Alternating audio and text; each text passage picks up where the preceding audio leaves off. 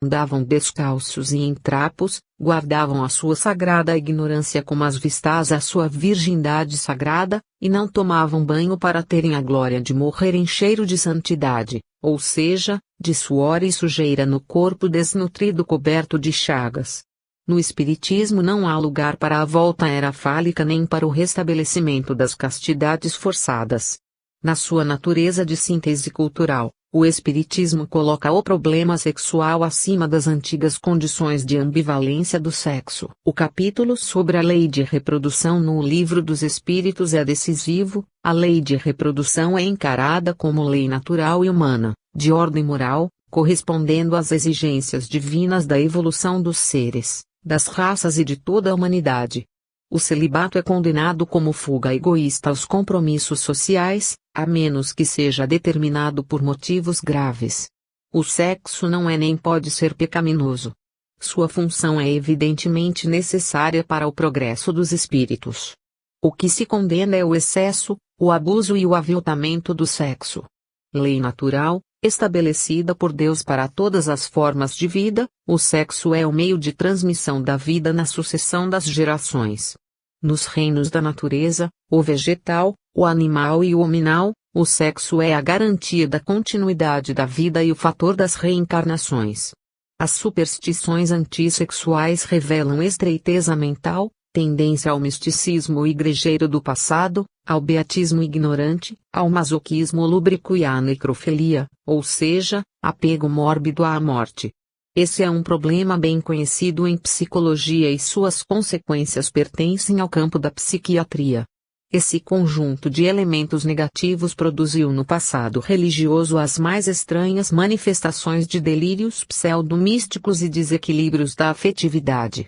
Incontáveis casos de loucura e pseudopossessões demoníacas brotaram dos conventos e mosteiros medievais pela prática forçada e criminosa de abstinências sexuais que, não raro, acabavam em perversões.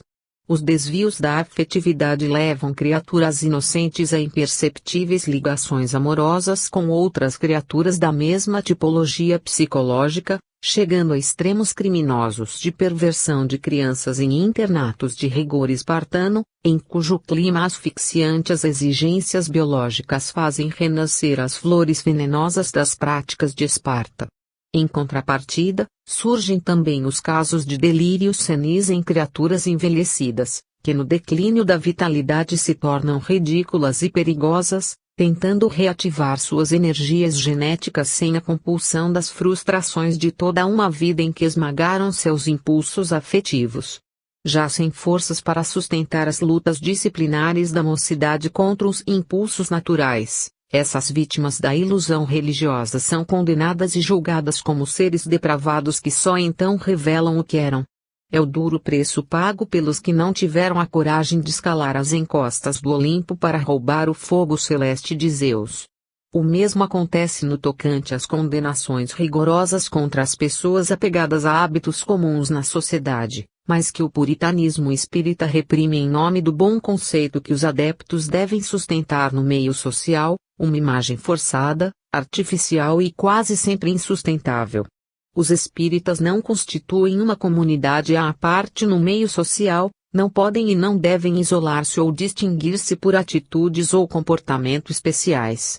Jesus podia ter nascido príncipe, como o Buda, ou podia nascer numa família abastada que o encaminhasse para o sacerdócio e as honras do rabinato. Preferiu a humildade de uma família pobre de Nazaré, pequena cidade de uma província desprezada pela sua numerosa população de gentios, e a condição inferior de carpinteiro. Viveu no meio do povo, convivendo com criaturas renegadas como os publicanos, cobradores de impostos, os soldados e centuriões romanos, os pescadores do mar da Galileia, os mercadores, os cegos e os leprosos, lixos do povo, desprezados por Deus, segundo as normas do templo, com os fabricantes de azeite da região de Betânia, os pastores árabes da Transjordânia, sendo anunciado pelo profeta popular do deserto, João Batista, que se cobria com pele de animais.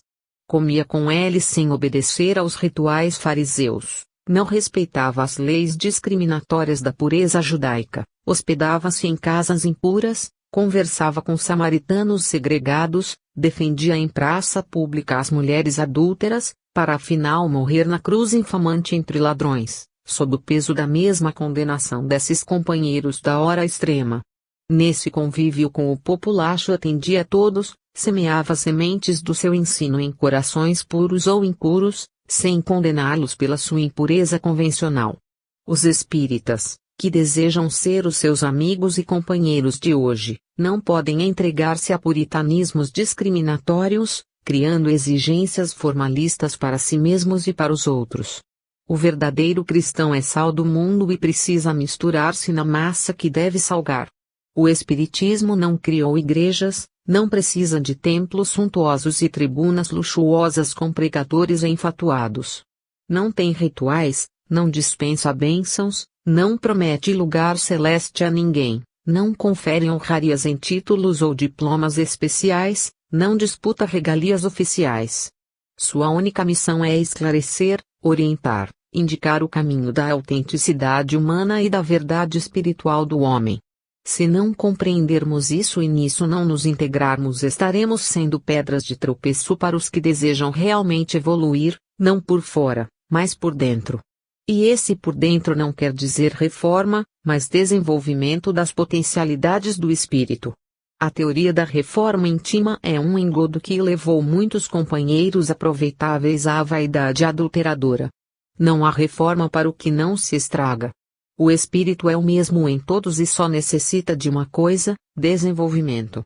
Enquanto não desenvolver a sua capacidade de compreender, analisar, julgar, discernir e respeitar a verdade, não terá condições para modificar-se por dentro. Mesmo porque essa modificação só pode ocorrer pelo esforço pessoal de cada um. A expressão reforma íntima é inadequada, pois implica a ideia de substituição de coisas, conserto, modificação em disposições internas, como numa casa ou numa loja. As disposições internas do espírito correspondem ao seu grau de evolução, como nos mostra a escala espírita de Kardec. O espírito é vida e não arranjo. Seu desenvolvimento depende de experiências, estudos, reflexão, tudo isso com mente aberta para a realidade e não fechada em esquemas artificiais. Ninguém se reforma nem pode reformar os outros. Mas todos podem superar as suas condições atuais, romper os limites em que a mente se fechou e transcender-se. Os modelos de figurino espiritual são inócuos e até mesmo prejudiciais. A responsabilidade espírita é individual, cada qual responde por si mesmo e não pode prender-se a supostos mestres espirituais. Um espírita que se sujeita às lições de um mestre pessoal não é espírita, é um beato, seguindo Antônio Conselheiro. O despertar da consciência na experiência é o seu caminho único de progresso. Ele não confia em palavras, mas nos fatos. Não busca a ilusão de uma salvação confessional, mas aprofunda-se no conhecimento doutrinário para saber por si mesmo onde pisa e para onde vai. Os que precisam de mestres não confiam em si mesmos, fazem-se ovelhas de um rebanho. No Espiritismo não há rebanhos nem pastores, há trabalho a fazer, afinidades a estabelecer entre companheiros em pé de igualdade, toda uma batalha a vencer, aos pesados resíduos teológicos, supersticiosos e obscurantistas que esmagam a ingenuidade das massas. O Espiritismo é uma tomada de consciência da responsabilidade do homem na existência, da sua liberdade e da sua transcendência. Os espíritas que ainda se alimentam de leite, como escreveu Paulo, precisam tratar de crescer e alimentar-se de coisas sólidas, consistentes.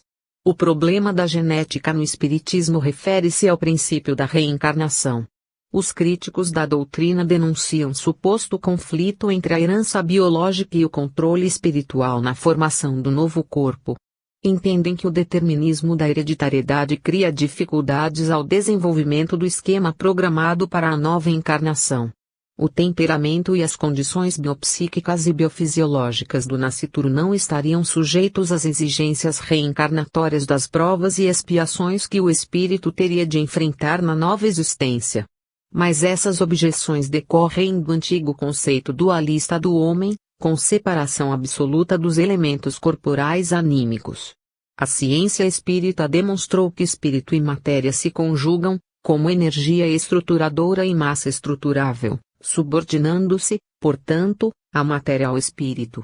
Segundo os princípios doutrinários, podemos colocar o problema genético na seguinte disposição no plano evolutivo: a simples ação de aglutinação das partículas materiais livres, dispersas no espaço, para a formação dos átomos e a seguir das estruturas atômicas do reino mineral. B. Complexa estruturação dos átomos na formação das moléculas no plano vital, para a produção das espécies do reino vegetal. C. Complexíssima elaboração dos elementos orgânicos, nos reinos anteriores, para a formação dos seres vivos. D. Transcendente elaboração dos resultados de todo esse processo no plano espiritual para a organização das formas matrizes e seus centros de energias padronizadoras, para a organização das formas perispiríticas dos seres vivos e particularmente dos superiores, para a ligação espírito-matéria, em que o primeiro, como inteligência ativa e criadora, exercerá as funções determinantes. A espantosa intuição dos gregos já havia captado, no desenvolvimento do atomismo filosófico, particularmente entre os fisiólogos, como Leucipo e Demócrito, a existência dos átomos de fogo da alma e das homeomérias, modelos infinitesimais que se ligam para a produção das formas materiais. Essas homeomérias, do grego, homo semelhante, seriam minúsculas partículas na forma do pé, do braço, da cabeça e de cada membro a ser produzido. As pesquisas atuais no campo da biologia comprovaram a existência dos centros padronizadores nos seres vivos. A perna de frente de um embrião de rato, deslocada para o lugar de uma perna traseira, e vice-versa, adquire, no desenvolvimento do animal, a forma de perna traseira. Assim, as homeomérias, que pareciam uma concepção fantasiosa e ingênua, revelam-se como símbolo dos centros padronizadores dos corpos dos seres vivos. Nas pesquisas soviéticas sobre o corpo bioplásmico, perispírito, ficou cientificamente provada a ação modeladora desse corpo sobre o desenvolvimento do corpo material humano. Dessa maneira, ficou demonstrada a interferência de um poder maior do que o da hereditariedade na formação dos embriões humanos. O determinismo do código genético não pode ser considerado como absoluto e cego, estabelecido por leis mecânicas. A inteligência universal que responde pela estruturação de toda a realidade revela-se minuciosa na especificação da infinita variedade das coisas e dos seres. Não há, pois, nenhum conflito entre as forças naturais no processo da reencarnação. Por outro lado, a própria flexibilidade do processo da hereditariedade, há muito cientificamente constatada, que permite o aparecimento surpreendente de caracteres de ancestrais remotos em exemplares de gerações recentes, poderiam contestar as dúvidas dos críticos. Não se precisa ser especialista em biologia para se compreender esse problema, cuja solução, em face da doutrina, pertence ao campo da lógica. Por isso Kardec sustentava: o espiritismo é uma questão de bom senso. Essas questões de sexo e genética mostram claramente a posição científica do espiritismo, que não apela jamais para explicações místicas ou soluções imaginosas dos problemas reais. É com os pés na realidade que o espiritismo avança em todos os sentidos. Amor e família em novos tempos. Ninguém colocou melhor o problema da família do que Allan Kardec, pois não se apoiou apenas na pesquisa das aparências formais, mas penetrou na substância da questão, no plano das causas determinantes. Por isso nos oferece um esquema tríplice das formações familiares do nosso tempo, a saber, a família carnal, formada a partir dos clãs primitivos, evoluindo nas miscigenações raciais, através de inumeráveis conflitos ao longo das civilizações progressivas, na fermentação dialética do amor e do ódio. Os grupos assim formados subdividem-se, nas reencarnações progressivas, em inumeráveis subgrupos, que também crescerão e se subdividirão na temporalidade, ou seja, na imensa esteira do tempo, que, segundo Heidegger, acolhe o espírito. São essas as famílias consanguíneas, que se desfazem com a morte. B. A família mista, carnal e espiritual, em que os conflitos do amor e do ódio entram em processo de solução, nos reajustamentos das lutas e experiências comuns, definindo-se e ampliando-se as afinidades espirituais entre diversos grupos, absorvendo elementos de outras famílias, nas coordenadas da evolução coletiva. O condicionamento familiar, nas relações endógenas e necessárias da vivência em comum, quebra a pouco e pouco as arestas do ódio e das antipatias, restabelecendo na medida do possível as relações simpáticas que se ampliarão no futuro. A desagregação provocada pela morte permitirá reajustes mais eficazes nas sucessivas reencarnações grupais. C. A família espiritual, resultante de todos esses processos reencarnatórios, que aglutinará os espíritos afins no plano espiritual, nas comunidades dos espíritos superiores que se dedicam ao trabalho de assistência e orientação aos dois tipos familiares anteriores, mesclando-as de elementos que nelas se reencarnam para modificá-las com seu exemplo de amor e dedicação ao próximo. Essa família não perece, não se desfaz com a morte, crescendo constantemente para a formação de humanidades superiores. É fácil, usando-se as medidas da escala espírita em O Livro dos Espíritos, identificar-se nas famílias terrenas a presença de vários tipos descritos na referida escala, percebendo-se claramente as funções que exercem no processo evolutivo familiar. A concepção espírita da família, como se vê, é muito mais complexa e de importância muito maior que a das religiões cristãs, que conferem eternidade e inviolabilidade ao sacramento do matrimônio, mas não podem impedir que, na morte, o marido vá parar nas garras do diabo, a esposa estagiar no purgatório e os filhos inocentes curtir a sua orfandade nos jardins do céu. A concepção jurídica e terrena da família não vai além dos interesses materiais de uma existência. O mesmo se dá com a concepção sociológica, que faz da família base da sociedade, ambas perecíveis e transitórias. As pessoas que acusam o espiritismo de aniquilar a família através da reencarnação revelam a mais completa ignorância da doutrina ou o fazem por má fé, na defesa de interesses religiosos sectários. A família nasce do amor e dele se alimenta. Não é apenas a base da sociedade, mas de toda a humanidade. É na família que as gerações se encontram, transmitindo suas experiências de uma para outra. Combater a instituição familiar, negar sua necessidade e a sua eficácia no desenvolvimento dos povos e dos mundos é revelar miopia ou cegueira espiritual, incultura ou desequilíbrio mental e psíquico, falta de ajustamento à realidade, esquizofrenia não raro catatônica.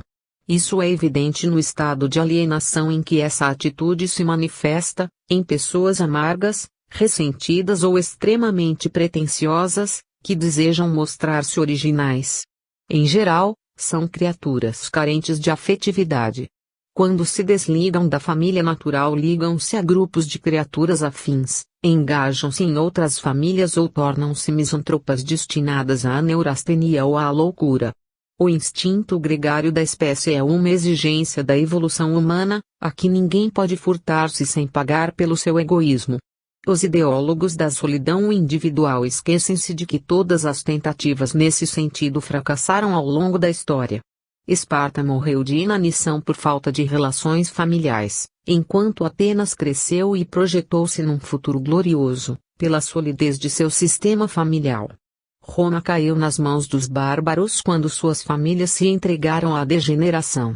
Os próprios nômades jamais dispensaram o seu sistema de famílias ambulantes.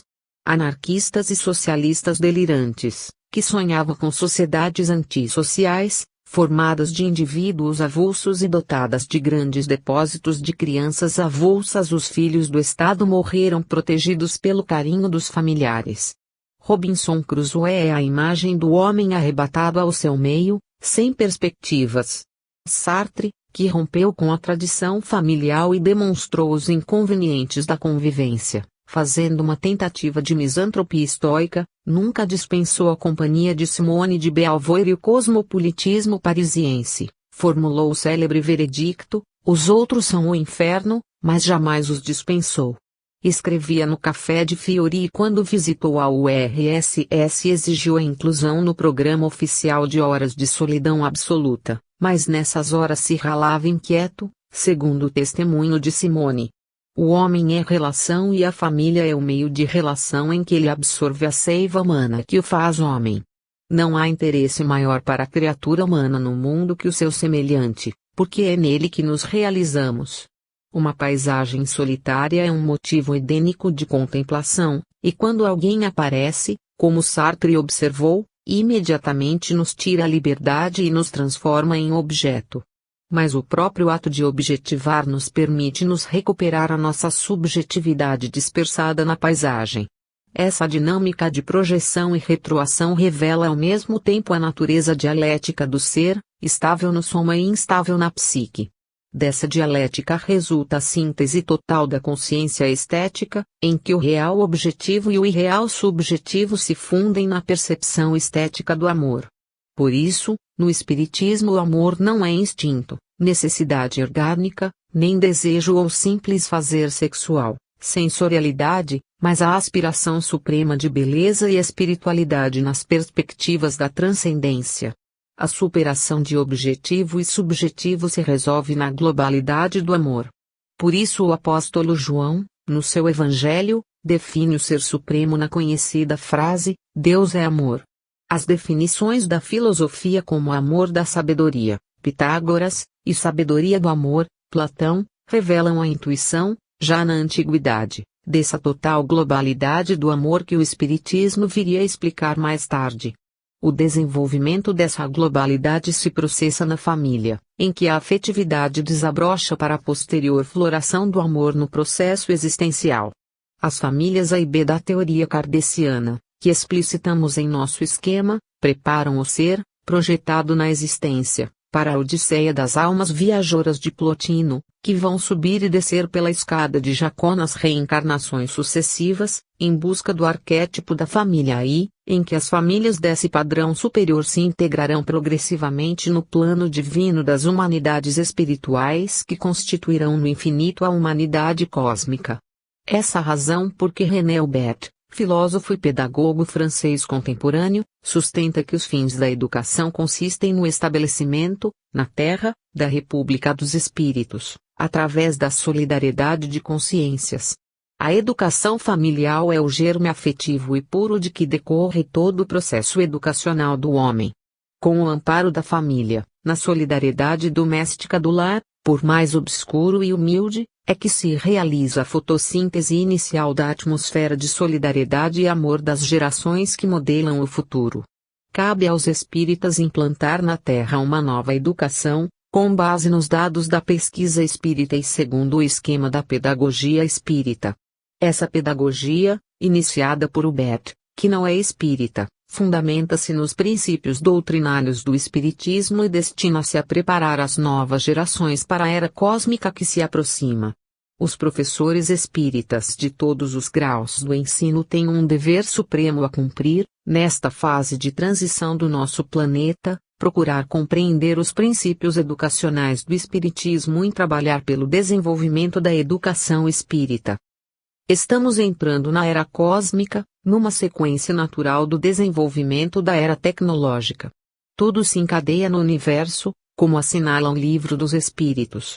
Com o avanço científico e técnico dos últimos séculos, e particularmente do nosso, a Terra amadureceu para a conquista do espaço sideral. O impacto de nossos primeiros contatos com outros mundos já produziu profundas modificações, de que ainda não demos conta, em mundividência. As pesquisas espaciais continuam, ampliando a nossa visão da realidade cósmica. Uma nova civilização está surgindo aos nossos olhos, sob os nossos pés e sobre as nossas cabeças.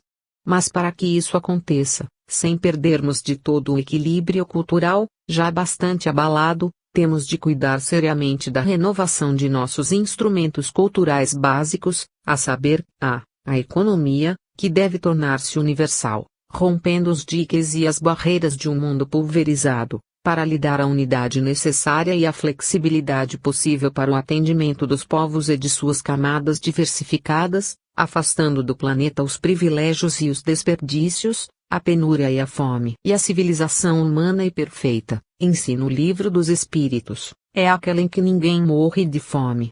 A duras penas, a nova mentalidade econômica já está se definindo em todas as nações civilizadas, mas o egoísmo das camadas privilegiadas ainda impede a compreensão das exigências de fraternidade e humanismo dos novos tempos. B. A moral, que tem de romper os seus padrões envelhecidos de egoísmo e sociocentrismo, moldados em preconceitos de vaidade, ambição e prepotência, para elevar-se a novos padrões de humanismo, respeito por todos os direitos humanos, até hoje sempre espezinhados na terra dos homens. Essa expressão de Saint-Exupéry que é um novo chamado à nossa consciência em termos evangélicos.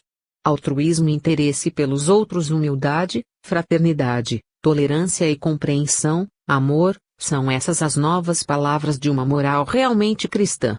A violência terá de ser expulsa da terra dos homens, com seu cortejo de brutalidades. É necessário que o conceito de não-violência se transforme na marca do homem, no signo que o distingue do bruto, do primata inconsciente. A honra e a dignidade humana são incompatíveis com a estupidez dos broncos, inadmissíveis num sistema de civilização. Como adverte Frederico Ayrton, a violência é um câncer social, que corrói e destrói toda a estrutura de uma civilização. O homem verdadeiramente homem deve ter vergonha e horror da violência. Ser violento é ser amoral, pois quem não respeita aos outros não respeita a si mesmo. C. A educação, que tem de renovar os seus conceitos básicos sobre o seu objeto, o educando.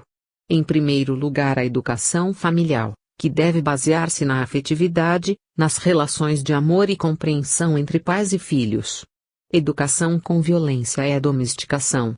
O mundo da criança não é o mesmo do adulto e este tem de descer a esse mundo, voltar à sua própria infância para não esmagar a infância dos filhos.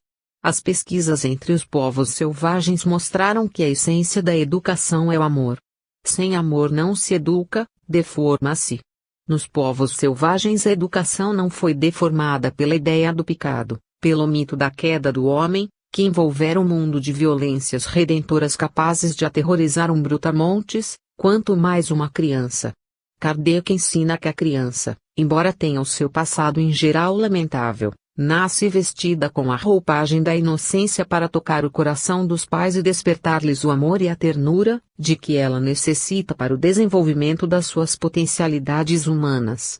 Se fazemos o contrário, despertamos na criança o seu passado de erros e depois a condenamos por seus instintos. Essa tese kardeciana é hoje dominante nos meios pedagógicos. Como dizia Gandhi, não se pode levar uma criatura ao bem pelos caminhos do mal. Os povos selvagens são mais civilizados que os povos civilizados, no tocante a esse problema, pois intuem com pureza e ingenuidade o verdadeiro sentido da educação. Educar é um ato de amor, diz Kirchsteiner em nossos dias, endossando o pensamento de todos os grandes pedagogos e educadores da Grécia Antiga e do mundo moderno, a partir de Rousseau. Mas a educação espírita tem ainda uma função essencial a desenvolver, o desenvolvimento das faculdades paranormais do educando, preparando-o para as atividades cósmicas da nova era. O Espiritismo foi o revelador dessas faculdades humanas que o passado confundiu com manifestações doentias ou sobrenaturais. O Espiritismo foi a primeira ciência a mostrar experimentalmente esse engano fatal, de que resultou para a humanidade terríveis tragédias.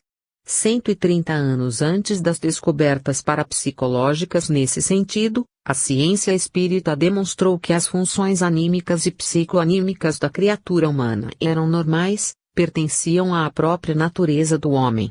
As pesquisas atuais no cosmos revelaram que o desenvolvimento das faculdades psi é indispensável ao bom êxito das incursões no espaço sideral.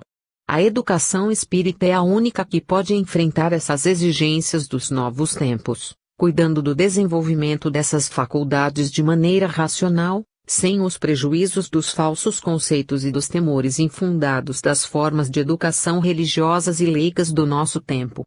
Cabe assim ao Espiritismo renovar totalmente a cultura atual, reestruturar a civilização tecnológica nos rumos da civilização do espírito.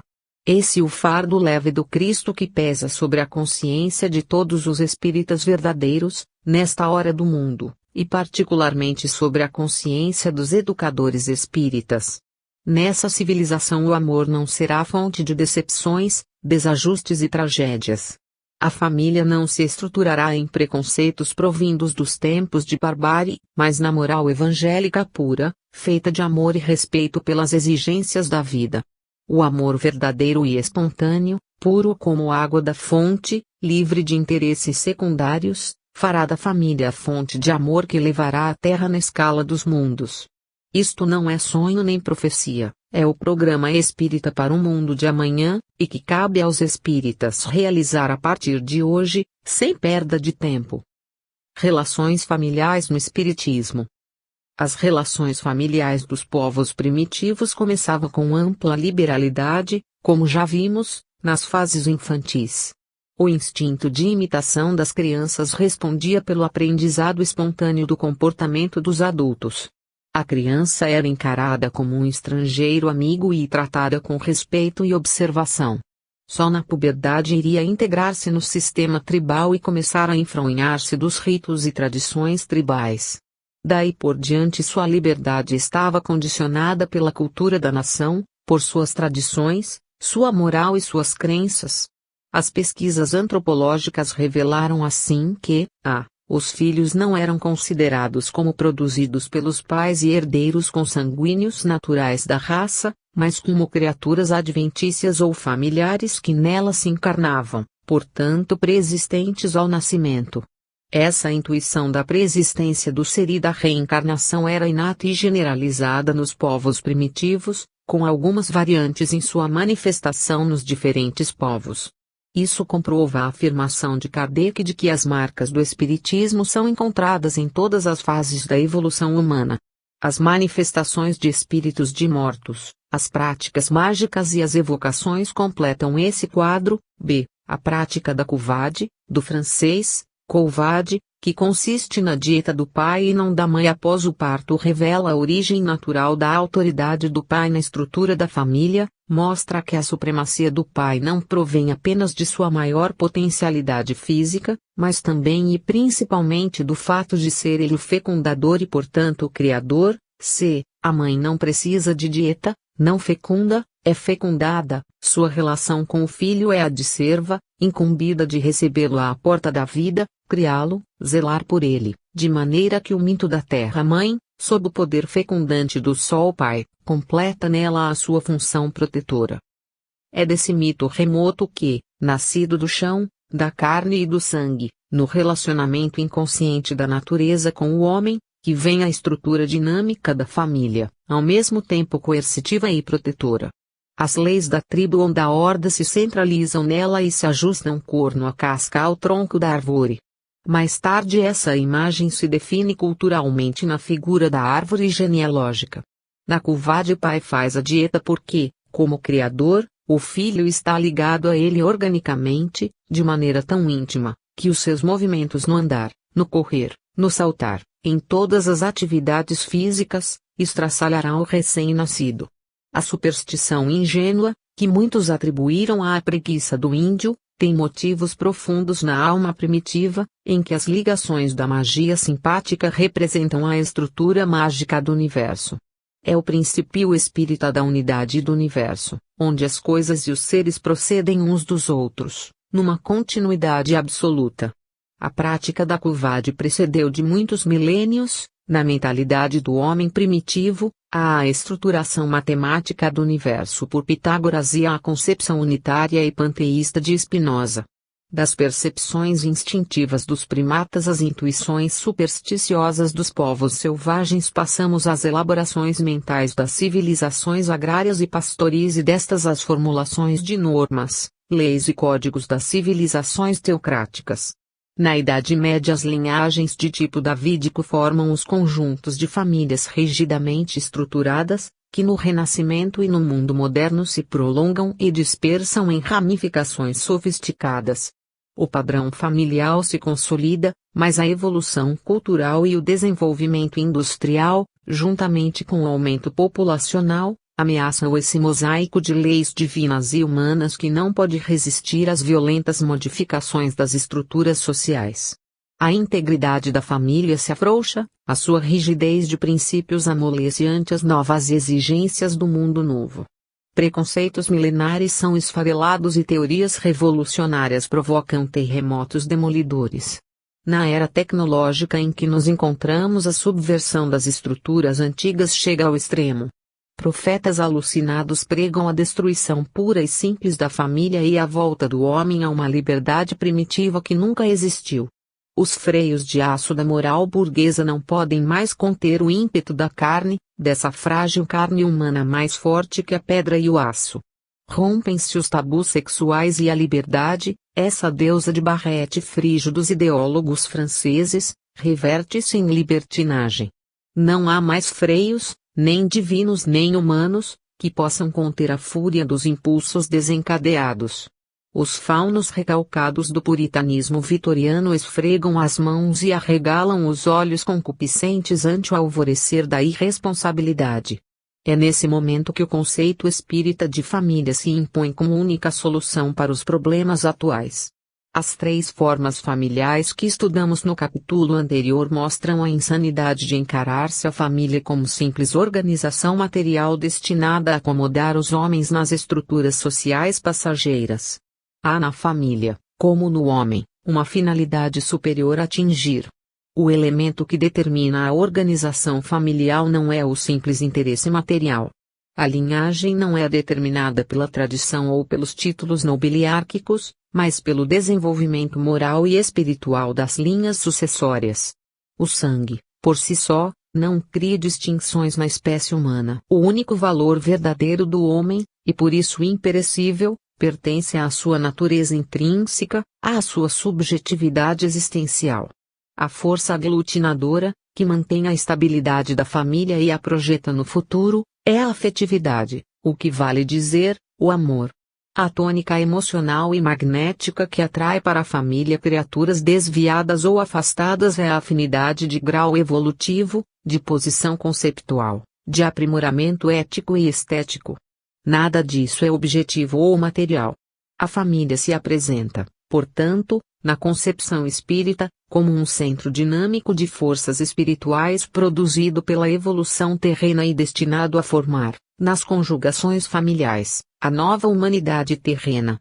O problema das relações familiares, na concepção espírita, escapa ao rígido esquema autoritário elaborado nas civilizações agrárias e pastores, com base nos mitos telúricos. Essa rigidez foi quebrada no mundo moderno, mas ainda subsiste em vastas camadas e em populações inteiras. A estúpida e ridícula tragédia burguesa do marido traído que mata a esposa infiel ou o amante para defender a sua honra pessoal, tornando-se um honrado e truculento assassino, vigora ainda com força quase total nas nações civilizadas. Isso porque o homem, o Criador segundo a concepção da Covad, tem direitos absolutos sobre a mulher que fecundou, matá-la, como faziam os romanos com os instrumentos vocais, ou seja, os escravos humanos. A mentalidade prepotente dos escravocratas domina até agora a maioria dos homens, que se julgam viris por assassinarem mulheres indefesas e mais fracas que eles, substituindo os chifres simbólicos pela prova concreta e real de sua covardia. A diferença injusta e criminosa dos direitos entre homem e mulher, que levou Jesus a livrar a mulher adúltera da lapidação brutal em praça pública, responde por esses costumes bárbaros através dos milênios. No Espiritismo, a atitude de Jesus é referendada pelo princípio que estabelece a igualdade de direitos entre o homem e a mulher, com diversificação de funções. Porque a diversificação corresponde às exigências de complementação recíproca das atividades masculinas e femininas na família e na sociedade. Não há razão para que a mulher sofra a perda de direitos humanos na posição de companheira do homem, da qual é mãe, esposa e filha. Em face desse princípio, a liberdade humana é a mesma para o homem e a mulher no processo existencial, no qual existem como metades biológicas, necessária e reciprocamente complementares, tanto no plano vital e psíquico, quanto em todas as atividades. Reconhecida a igualdade de direitos, não apenas no plano legal, mas principalmente no plano conceptual, A sanção da consciência afasta da família o autoritarismo gerador de conflitos e estabelece o clima de respeito e amor que gera o entendimento. Jesus não vacilou em reconhecer de público os direitos romanos, determinados pela aliança dos grandes de Israel com os conquistadores. Não lhe interessava a política mundana, mas quando os donos da casa abrem as portas ao inimigo e banqueteiam-se com ele, há direitos de lado a lado. Para Jesus os direitos não eram uma questão de poder, mas de justiça. No caso familiar cada membro tem o seu direito e este deve ser reconhecido pelos demais. Por isso aprovou o divórcio de Moisés nos casos de traições conjugais, mas advertiu que isso acontecia pela dureza dos corações. E lembrou que no princípio não era assim, porque então prevalecia o amor. A família não se constitui ao acaso. Toda reunião de criaturas numa instituição social decorre de compromissos de reajuste e reequilíbrio de situações anteriores.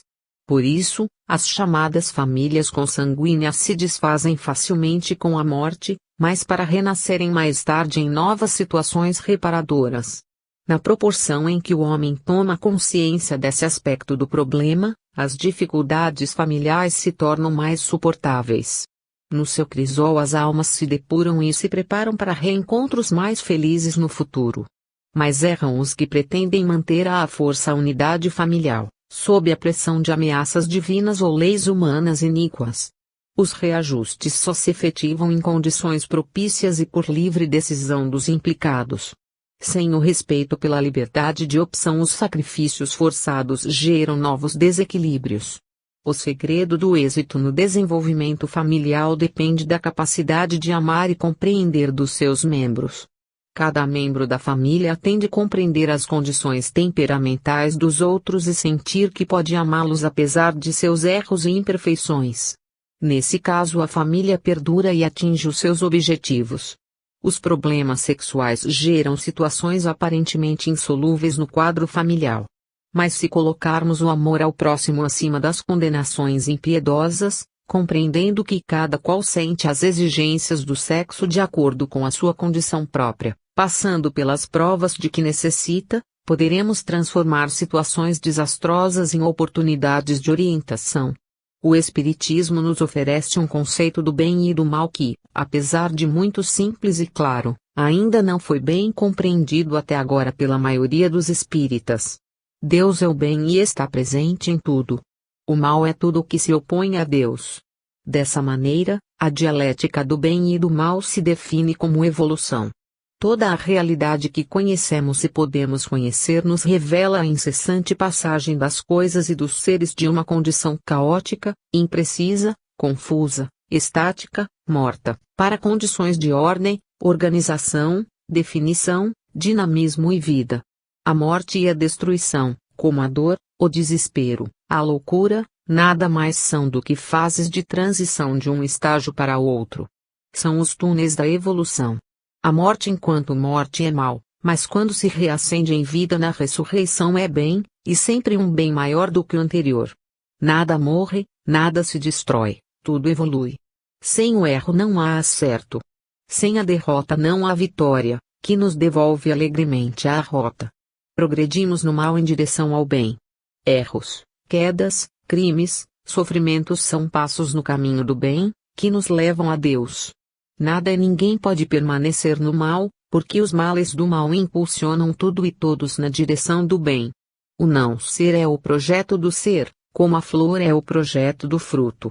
Se compreendermos bem esse princípio, avançaremos mais depressa, estimulados pela fé em Deus, que é a certeza do bem que nos espera, que é a herança de todos, na qual todos se encontrarão.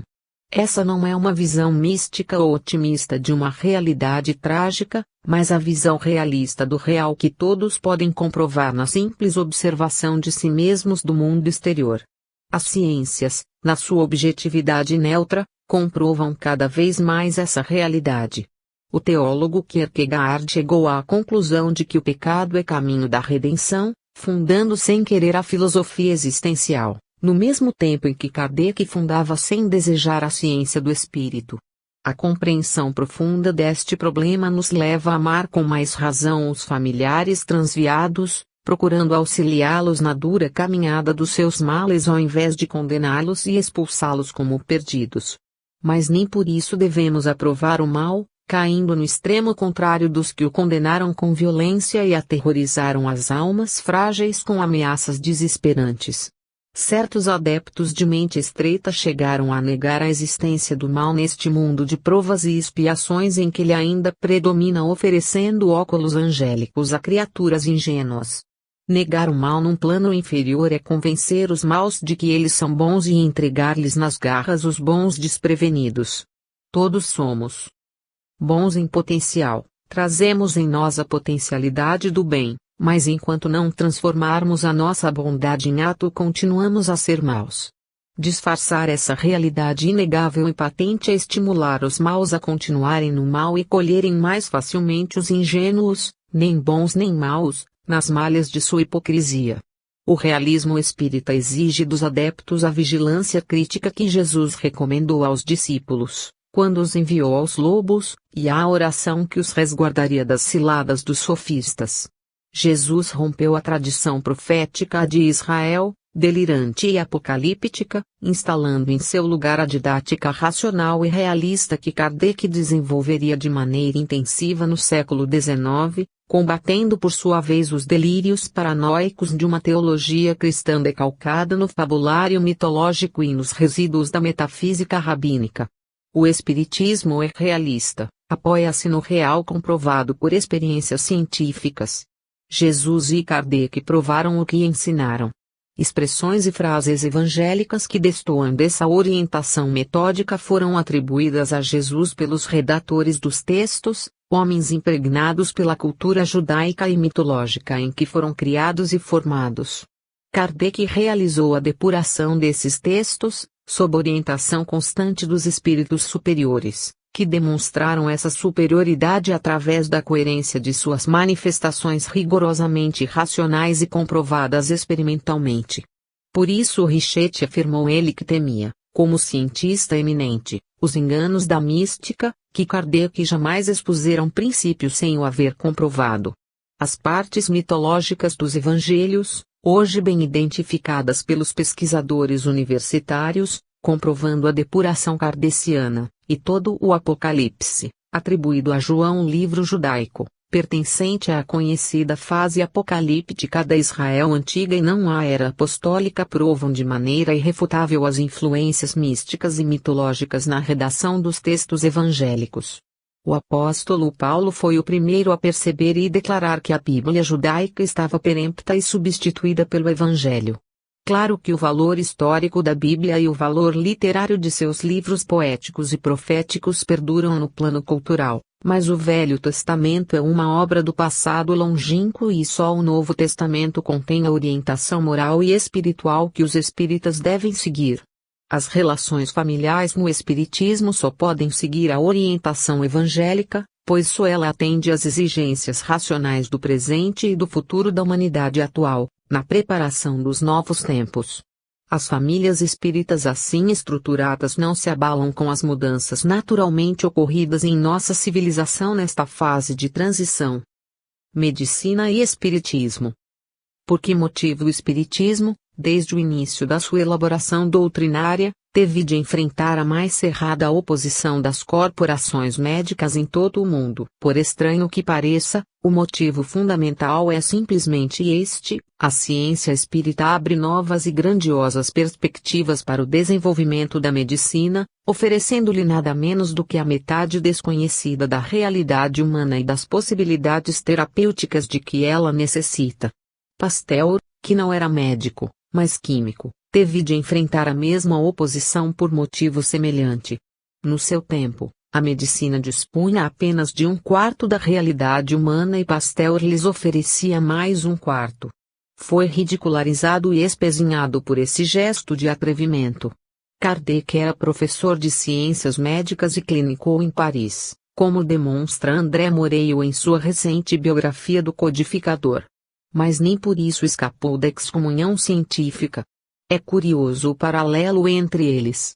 Pasteur descobriu e revelou, provando-o cientificamente, a existência do mundo invisível das bactérias microbianas, que respondem, juntamente com as viroses, pela totalidade das doenças infectocontagiosas, e descobriu a maneira científica de prevenir e curar essas doenças.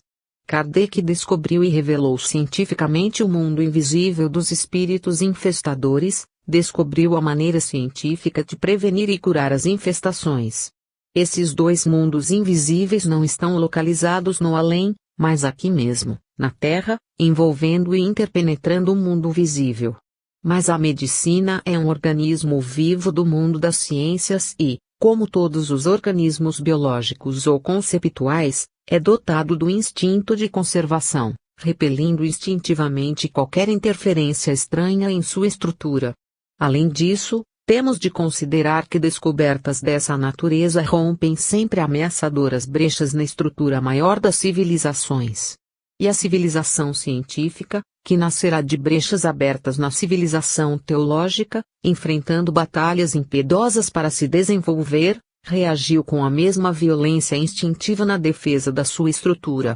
Rémy de Chauvin, diretor de laboratório do Instituto de Altos Estudos de Paris, considerou recentemente a existência de uma doença alérgica no meio científico e a chamou de alergia ao futuro. É essa alergia, novo nome do instinto de conservação, que ainda hoje mantém acesa a luta defensiva da medicina contra o espiritismo, não obstante as comprovações científicas atuais de toda a realidade espírita. O espiritismo aliou-se à medicina desde o início, a partir das investigações sobre as curas espíritas, realizadas na clínica do Dr. Demeure, em Paris, a pedido de Kardec. A terapêutica espírita desenvolveu-se à revelia da medicina, ao contrário do que Kardec desejava, revestindo-se de aspectos anti-espíritas. Mas, apesar disso, os espíritas não tomaram, salvo raras exceções, geralmente individuais e de pessoas incultas, a posição das religiões e seitas terapêuticas milagreiras. É grande o número atual de médicos espíritas e existem até mesmo associações de medicina e espiritismo, como as do Rio e São Paulo. Esse é o aspecto institucional do problema, sem dúvida importante, porque dele depende, em grande parte, a aceitação da verdade espírita nos meios culturais oficiais, o que talvez possa ocorrer no próximo milênio, com o desenvolvimento da civilização do espírito. A situação atual é curiosa. Só a filosofia espírita goza de cidadania oficial, enquanto a ciência espírita e a religião espírita continuam em posição marginal. Essa marginalização é a mesma que o cristianismo sofreu no mundo romano, agora atenuada pelas conquistas do mundo moderno no tocante aos direitos humanos.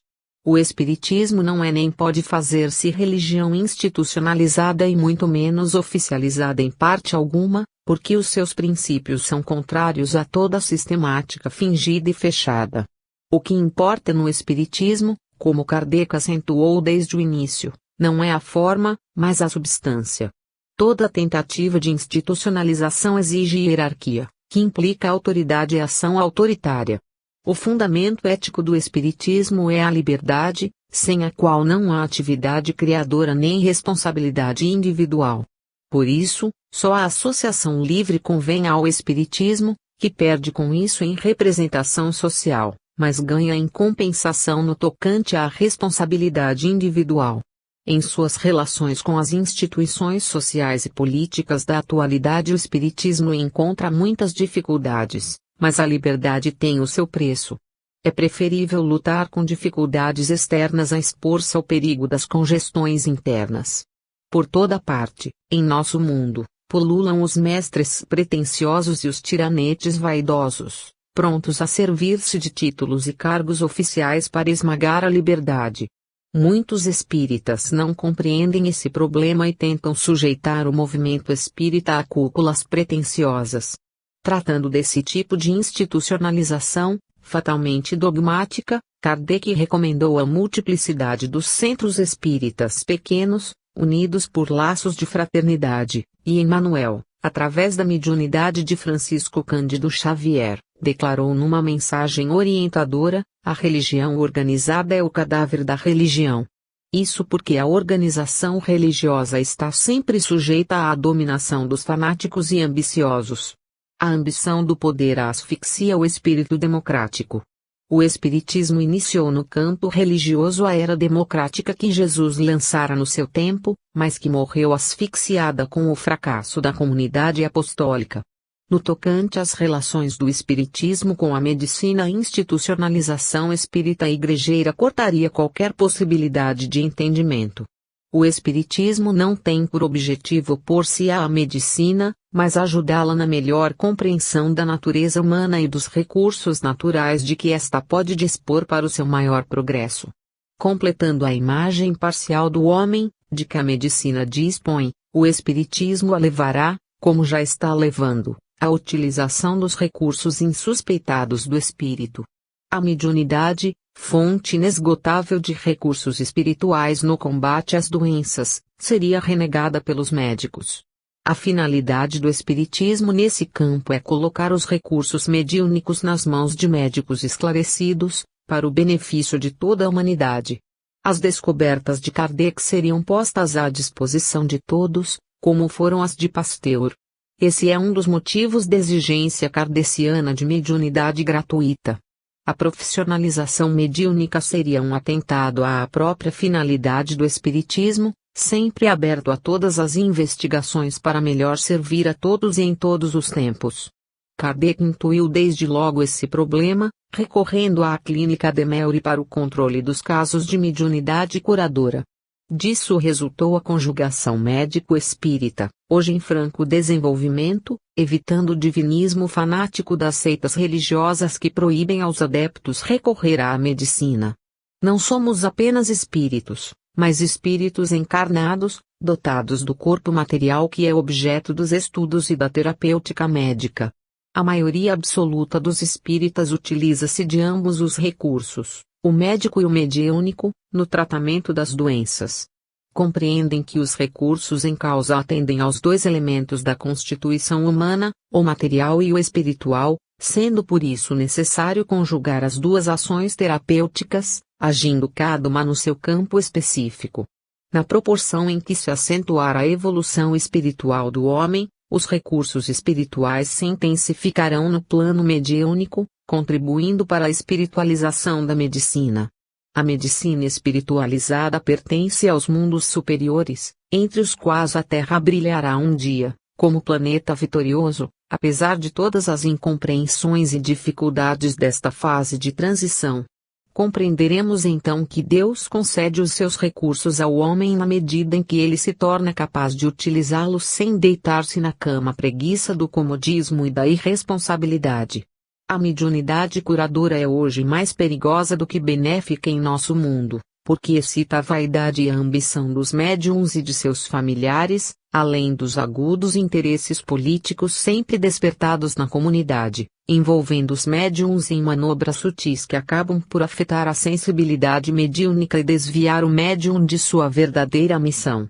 Na maioria dos médiuns de cura, os primeiros sucessos provocam espanto e humilde respeito pelos espíritos que os assistem, mas a continuidade dos sucessos torna os fatos corriqueiros e o médium acaba se convencendo de que age por si mesmo.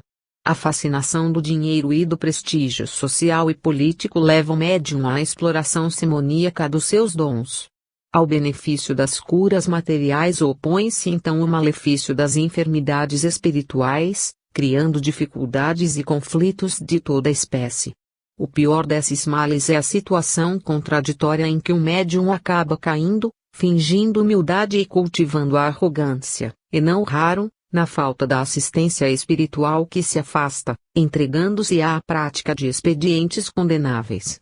As condições morais do nosso mundo ainda não permitem a constância da terapêutica mediúnica ostensiva no planeta. Os médiuns de cura são voluntários da espiritualidade que se julgam capazes de vencer essas condições adversas, mas na maioria fracassam, cedo ou tarde, caindo nas mãos de exploradores visíveis e invisíveis.